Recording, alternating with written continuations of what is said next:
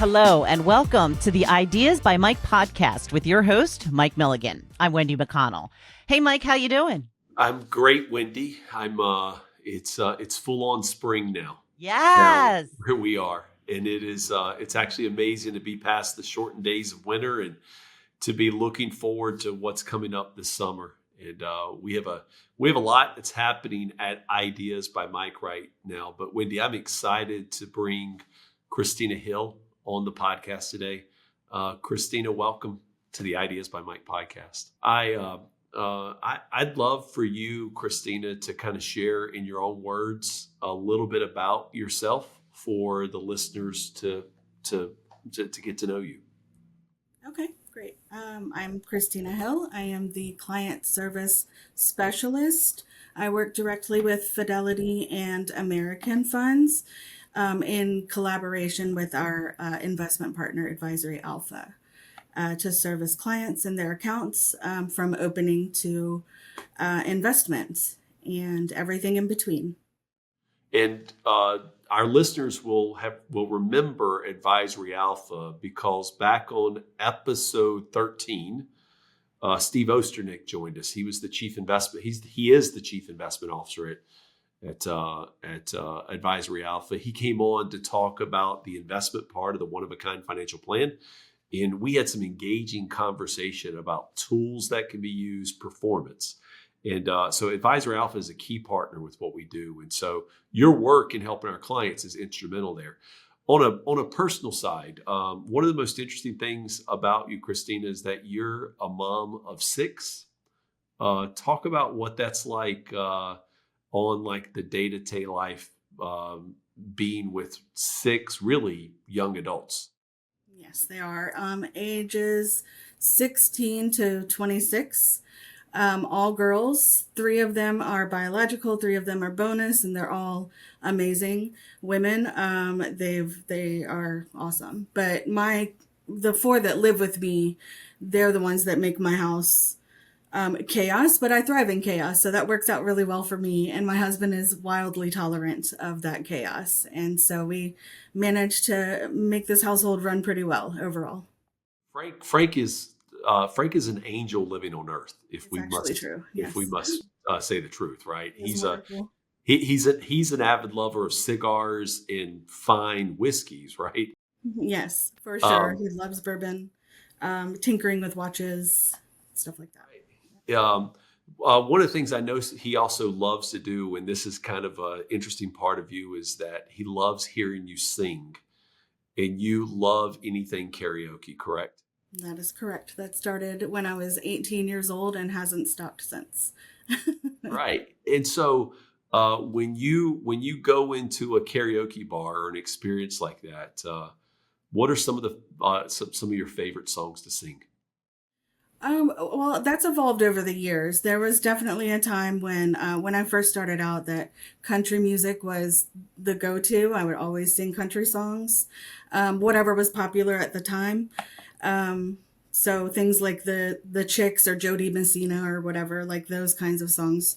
Now what I like to sing are either power ballads like Adele or something like that, if I'm really wanting to challenge myself, or something fun like Don't Stop Believin' by Journey, which is always a crowd favorite. It gets everybody out singing, and yeah, that's always fun. Christina, you and I were on a business trip in Nashville in 2024, and we had 6 members of our team there at the time: Marcus, Joseph, Nicole, you and I, and Liana was there. So the 6 members of our team, and we went deep in the belly of Nashville, downtown Nashville, and we ended up, and you and Nicole sang a show-stopping event you were providing all the lyrics. Nicole was doing all the getting the crowd involved. Yeah. And it was an exciting time to be there I think it was a Thursday night crowd in Nashville. So I've obviously experienced your singing firsthand many times. I think it'd be good to kind of tell people how we met, because, and then I want to get into your background of like customer service and your evolution of your career. But do you want to share with people how we met? Mike is my cousin's husband. We met before that was a thing. We were in adjacent spaces. And at the time, I was a real estate transaction coordinator, and my cousin, Liana, his wife, was working at that same real estate firm. So we would cross paths often, and that's how we met. And so so we're family in Yeah. essence. Um, and one of the things that's interesting that I found very intriguing, and this is one of the things that I absolutely love about Liana, is her connection to her people. And you and Allison are her people. You guys have a running dialogue with each other on Facebook Messenger for about how many years now? Oh, lots of years, maybe since 2018. Now it's Yeah. like a group chat. We've actually had to start it over because I think at one time it went away or stopped working, and so we had to start it over in Facebook Messenger. And you guys have found a way to, I mean, we live in the same town Mhm. now, but you guys have found a way to live daily with each other by passing on memes and working through, social elements of things that are going on out there. And, but you guys live life daily through a communication, like through that communication tool, correct? We do. It Every day is, we talk pretty much. yeah, I would say every day because I see it. Like I see her every morning when she wakes up. She looks and see what you guys are talking about, and then the comedy that comes through there is absolutely magical. It's something that me and Frank, and then Allison's husband Sean, gets to see on the outskirts. Um, so you were before you came over into the financial services world.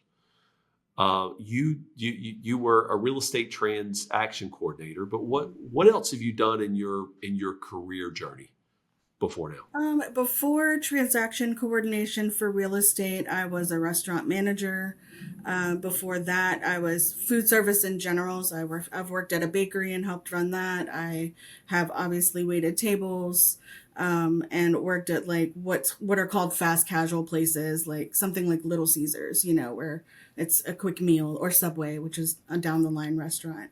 Um, I've also prepared taxes and been a machinist at the shipyard in Newport News. Right. So like here in Norfolk, like one of the biggest shipyards on the East Coast, if not the world, is located here.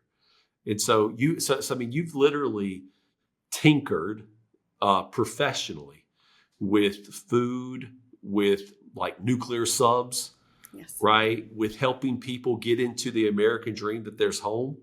And now you're working with people like on their investments from a standpoint of like, the daily servicing, making sure that our relationships with Fidelity American funds are sound.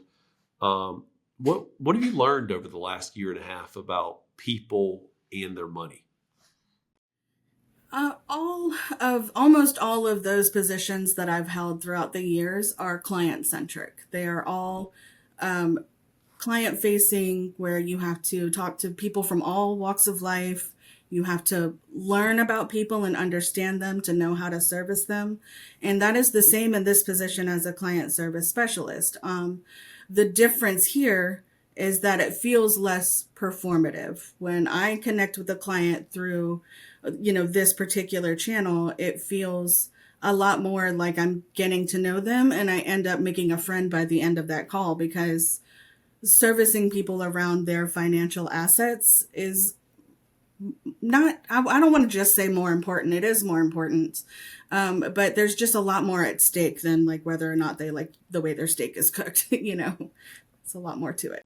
No, I agree with you. Right? It's a personal it's a level of it's a personal relationship Hmm. that transforms like performance of the money. Right? People trust you more because you're dealing with one of the biggest things in their life, their money. I think it's in your situation, everything that's from working in restaurants to being a machinist to doing tax returns to doing real estate transactions brought you to this point of growth in your career. But one of the things I want to relate that to is you are leading a household with Frank of 6 girls, and you guys are trying to break through to help your girls understand what it means to live well and invest early in life. What are some of those conversations like with your girls? It varies from child to child. Some are more receptive than others. We definitely have some spenders in the family that if they have money in their pocket, they need to immediately spend it. So we try to impart wisdom on saving, but also I tend to try to pull a conversation into assets or how you can achieve the dreams, right? Like if one of my kids is talking about wanting to move to Japan, in the next 5 years, then we talk about financially what she would need to do. How much do you need to work? How much do you need to save? What do you need to plan for? We talk about all of that, all hypothetical. Never, me saying you have to do these things, but here's some ways that you can really achieve that goal with a lot less difficulty. Yeah. And I mean, isn't that really the goal of a parent or a financial professional, is to help people do something so that it's not as difficult? Isn't that really Yes. the role? And not I as mean, I love confusing. the fact that you put it like that, right? One of the other personal the things that our listeners probably don't know about you is that you love plants. That's true. Talk to us a little bit about what that is. I mean, I have a brown thumb. I can kill any healthy plant at any point at any time.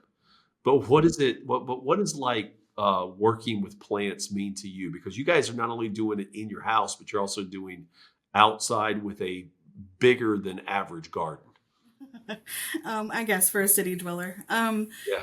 I will say that when it comes to my thumb, I think it's somewhere between black and green, and I think it's all dependent on whether it's in a pot or in the ground. Because our plants inside the house do not thrive as well as our plants outside. Our vegetable garden, we tend to make really flourish and thrive. I do struggle with my indoor plants, but the vegetable garden has been fun. It started as two little beds and has turned into four, and now we do tomatoes and we do cucumbers and we do fruits and vegetables of all kinds. It's a good time.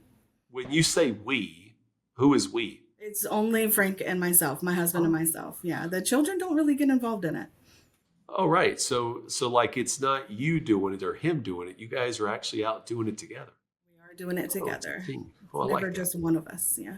Yeah. So let's talk a little bit more about like so we got to know you. Let's talk a little bit more about how like you support clients, right?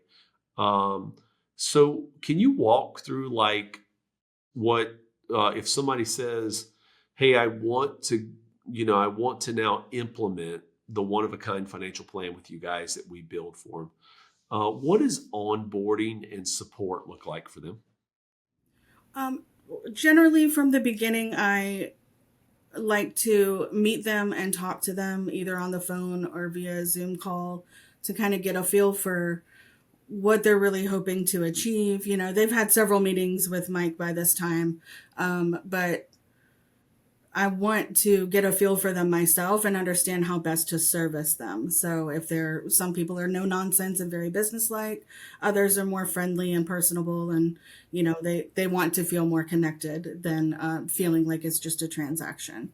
So it'll start with that kind of meeting, assess the needs, and then I just like to support them through the entire process of opening or transferring an account, implementing the investment strategy, and then servicing them afterwards to make sure that they're happy with how everything is performing, make sure that they're informed and not confused about all of the background stuff that has to happen to make those financial aspirations come to light. So, Yeah. One of the things that like you and Frank are partners in the garden, right? To see tomatoes and cucumbers and peppers come out. You and I are kind of that partnership when it comes to people's money that's market sensitive, money that can go up and down. Um, in in 2025, right? We've already seen some crazy rides, some roller coaster rides that have been insane. Talk about how you help people in during those times, like from a communication standpoint or ongoing support. late One of my favorite self-helpy type sayings is nothing is forever. This can be applied in positive times, happy times, sad times, horrible times. Like it can be applied no matter what, no matter where you are in life. Nothing is forever. That includes market fluctuation. It's not going to be down forever. It's not going to be up forever. The goal is to be supported through those ups and downs to make sure that you're making the right moves in those moments and not panic or do too much. When things are performing exceptionally well, you don't want to, make too many moves to mess that up for the future possibility of it going back down, right? So nothing is forever. Go Yeah, with the flow. that's a great way of saying it. And like on my side, like when you're saying nothing is forever, one of the things is I'm saying is 100% of the time in the past, the market has recovered and it's recovered to new highs. There will also be a point in time where we hit a spot in the market that we'll never see again. So, like for instance, when the stock market during COVID, on March 26th of 2020, when the S&P 500 closed that day, we have never seen that point on the S&P ever again. It hit an all-time low, never to that we'll ever revisit again. And there, in these times that we're in right now, where there's chaos and uncertainty, mostly caused by the political side. I mean, the shift that's happening in politics to where it's controlling our market is there's going to be a day, if we haven't already hit it, where we hit a low in the market that we will never see again. And it will never come back to this level during our lifetime, right? Unless there's something extraordinary like a Great Depression or something like that. But 100% of the time it's recovered. I find the way you and I tag team our clients to be very to just bring calm to them and peace. Just recently we were on with a client and their daughter, right? And the client was worried about, he wasn't worried about, or he said something in the call, I had to come out of this position when the market was down. And it was all just a perception, right? The media had led him to believe that the market was down much more than it was actually down. But we, through calm communication, showed him that it's not as down as much as it was. And we're able to actually refill his savings account to a level he wanted because of the tax bill he had to pay without ever going below the amount that he originally invested with. I just found it to be a conversation with that family that was very impactful for them. And one of the things that they did is they opened up about the sale of a home that was coming up that was going to generate 7 figures for them. I mean, those are the conversations we get to have on a daily basis, and where we get to be the calm in the storm. Do you have any client experiences you've had that have been really impactful to you that could bring peace and comfort to other people who listen to this? I have, you spoke about him, that recent client being really upset or suspicious in a way about the moves that were made and whether or not it really was in his best interest. Previously, we had a prospective client that was in the process of reading through and ultimately signing the client agreement with us. And he ended up calling me at dinner time, and I took that call. And he came at me with rapid fire questions, just a lot of questions, calling Mike's integrity into question, just all kinds of details that I had never had to answer about our business before. And ultimately, it took my answering with honesty and humility and just truth. I mean, it's just truth. I did not lie to him. I didn't make us sound any better than we are. Just honesty. And it helped him realize that we are not trying to exploit him. We're trying to empower him. And at the end of that phone call, I gave him, some time to think about his decision and read through everything in its entirety. And he ultimately signed that same night, the client agreement. And so that felt like a big win. I felt like I was able to really advocate for us and also ease his fears about being scammed, which is 100% understandable to be worried about. Yeah, I mean, we definitely always want to make our clients feel like they know us on a personal level, but also know us on a value of integrity.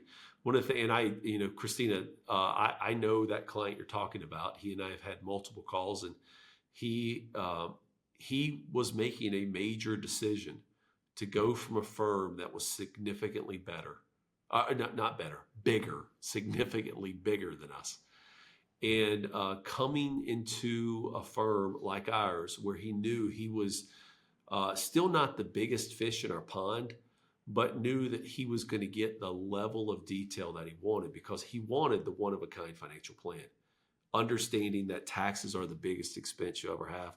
I'm going to say this for the first time on our podcast because I've always talked about expenses, the biggest expense you'll ever have in your life being taxes. But one of the things I realize is that's the expense you can control. There's an expense that people want to control that I think could be a bigger expense than taxes, and that's the decision-making processes they have. When someone takes like a stock market downturn like we had in March and April, and they, through fear, lock in a 20 or a 30% loss in the market, that's an expense.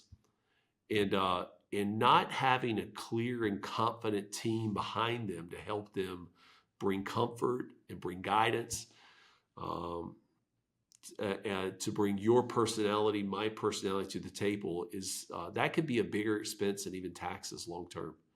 And it could generationally change people. If you lock in a return, stay more conservative than you need to be, and don't get the recovery, that's something that's actually can be tragic to their portfolio. I know the answer to this, but I'm going to ask you this. What's the favorite part of your job when working with clients?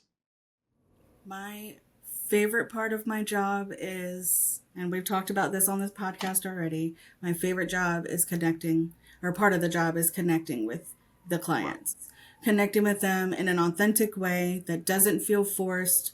It doesn't feel salesy. It doesn't feel practiced. It is me learning about these people, understanding them, and learning how best to service them through our conversations together. I leave phone calls having made friends, and I love that. And my goal is to make sure that people feel heard and seen and understood and validated so that they understand that they are not just a transaction to us. They are people and they are important. Every single client is important to us.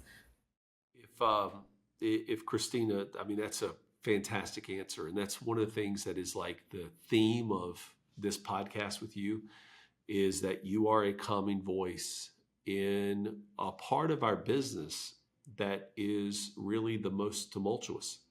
Because anytime people put money into the stock market, they could find value in their life based off the value of a company or an investment that they have no control over, right? People's worth is not really valued in what the price of Nvidia or Facebook or Amazon is.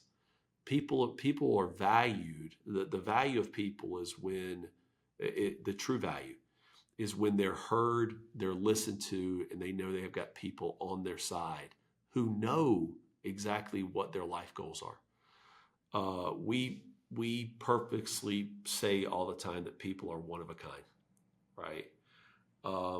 So we've talked about you as a singer, you as a mom, you as a wife, you as a plant lover.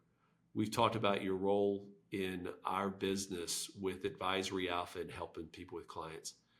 If you could leave a taste of who you are in somebody, right, who was just hearing you for the first time and they're using this to kind of say, do I want to work with Mike and Christina? what would you tell them about you and the future of our business?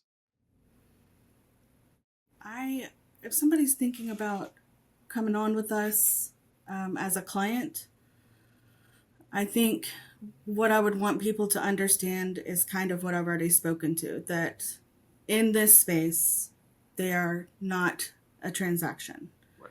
They are a person that we care about, that we want to help holistically, like, their financial plan. I only deal with, like you said, market sensitive investments, but the way that Ideas by Mike services people is very well rounded. It's not just about one part of your portfolio, it is the entire thing.